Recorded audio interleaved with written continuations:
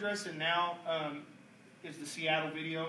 A lot of people have seen the Seattle video where one of the officers ended up striking 2 females. When you really get down to it, you deconstruct it. There's a lot of things that have happened good there. There's a lot of things that were not done.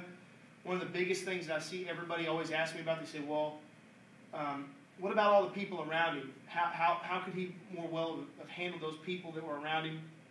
He didn't use a lot of presence of mind looking at everybody that was around in that scenario. A lot of people snaking up behind him.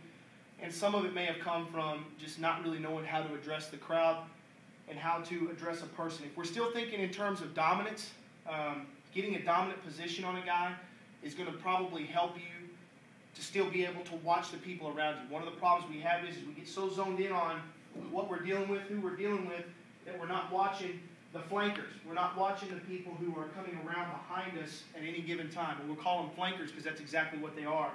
The Baltimore video, we had a flanker came from behind and ended up striking an officer in the face while they were down. There was like 2 of them. And they were not paying attention to the crowd. One of the things that we need to be able better to do is if this is one of my officers here, Dakota, lay down, please. And my officer, he's an attachment to me. He's helping me. He is down on the ground. He's dealing with this guy, trying to handcuff him, whatever they're kind of moving around, whatever they're doing. I don't need to be so zoned in here that I'm not really watching flankers, because as these guys come in, now they come in on me, and I don't even know that they're there. Okay. So also, you need to be a flanker here, kind of be off to the side here. When these guys are dealing with this, a lot of times we want to get in here, we want to be too involved in this. You got 2 officers dealing, and then all of a sudden now, boom, I'm completely taken by these guys. If I'm exposed, now it becomes an outnumbered incident. Okay, so what we need to do is remember, we're all big boys here. Let them work.